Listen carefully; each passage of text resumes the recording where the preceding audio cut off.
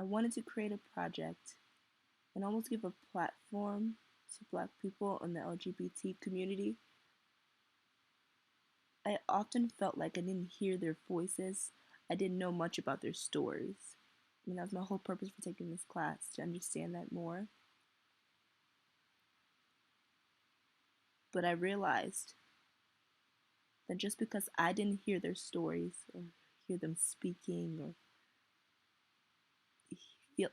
felt like they didn't have a platform doesn't mean that they weren't speaking, doesn't mean that they aren't heard by others. It doesn't mean that they need me in the slightest bit. So instead, I chose to change my project and make a more real, authentic documentary about Black men speaking the truth about their queerness. My only job is to be real and record exactly what goes on, and to, of course, connect the coursework. My thesis included Black masculinity and queerness and how that intersected, but this project has evolved into so much more than that. And I also must say that given the option to use artistic forms such as dance, speech, and poetry, it's amazing to watch, and I hope you enjoy. Thank you.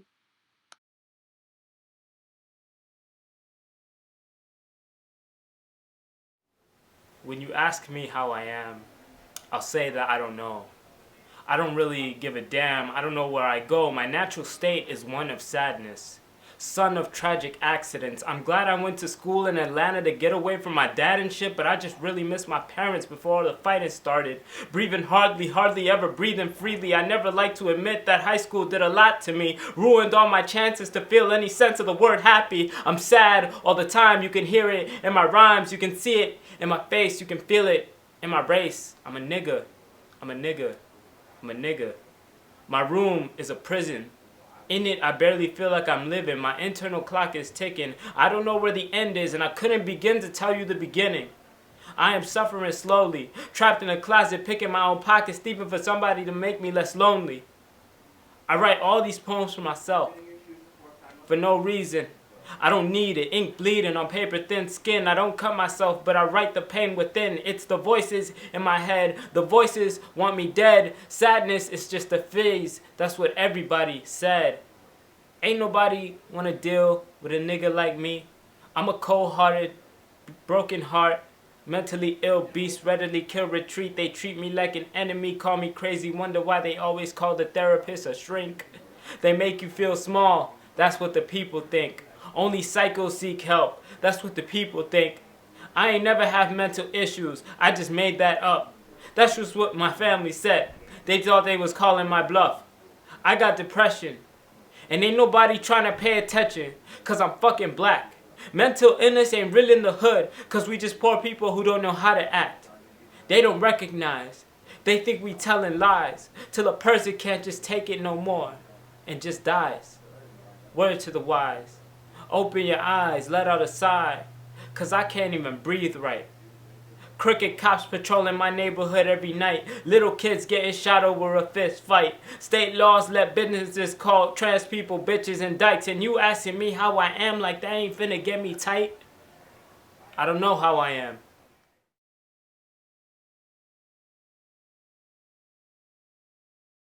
I guess one of the first things that comes to mind when I think of masculinity, especially as it relates to queerness, is what the hell is masculinity, right? Especially because queerness is so, I don't know, it's on such a wide spectrum, right? And the way that people think about queerness is so weird and so different.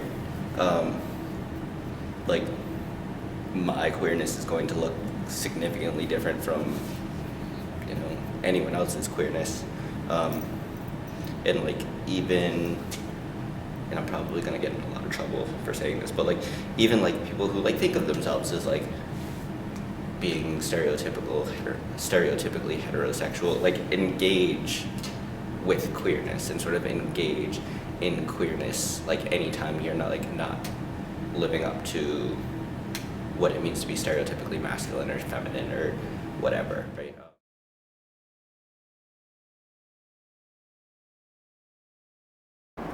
I want to write a poem about healing. I want to encourage all of my readers by creating a piece that says everything will be alright. You will get through the pain. Though it will be hard, you will make it. One day the hurt will go away and you'll be happy again. Not only will you get through it, but you'll find another individual who will get through it with you. Someday there will be that special person who will not grow weary of you and all of that designer baggage. One day you will let it all go and the nightmares will be gone. When your spirit grows weak and you can no longer carry the burden yourself, they will lend you a hand. Because people in the real world are selfless. I mean, it might hurt them a little bit, but it would all be mutually beneficial if we shared the hurt rather than letting some of us go through it all of ourselves. This is what I really wish I could say, but I can't. I can't tell you something that I am so unsure of myself. I can't tell you these things when I myself am still hurting. I can't tell you these things when I myself continually lose the ones who once cared for me. To do so would be dishonesty. And I mean, this all sounds really fucked up, but I won't lie to you.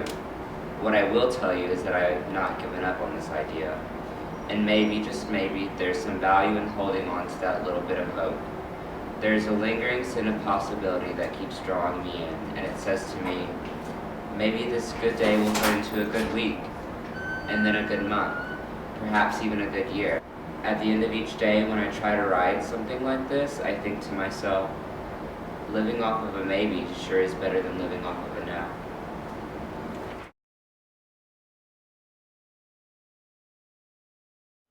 But I guess that's just the beauty of being queer. No one knows. No one understands. I do feel like being black and being queer, the sort of intersectionality between the two is difficult to balance, because you end up being like in this category where most people hate you for a variety of different reasons. You got people who hate you because of the color of your skin, and then you have other people who hate you because of your sexuality, and then you have people of your skin color who hate you because you're gay, and then you have people who are your sexuality but hate you because of your skin color. And it's so annoyingly complex and unnecessary, and it's ridiculous. It has many layers.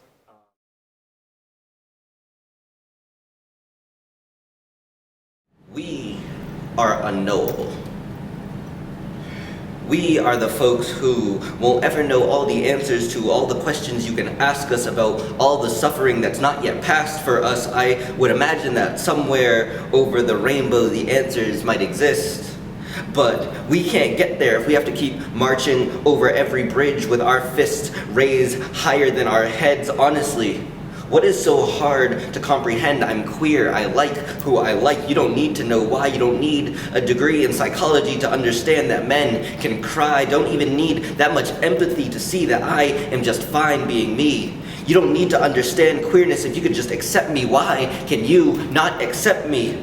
We don't need to be unknowable if people would recognize that there is more going on in our lives than what's behind closed doors, between sheets and between our thighs. We don't need to be unknowable. Blackness doesn't need to be unknowable. Queerness doesn't need to be unknowable. I don't need to be unknowable if you would just get to know me.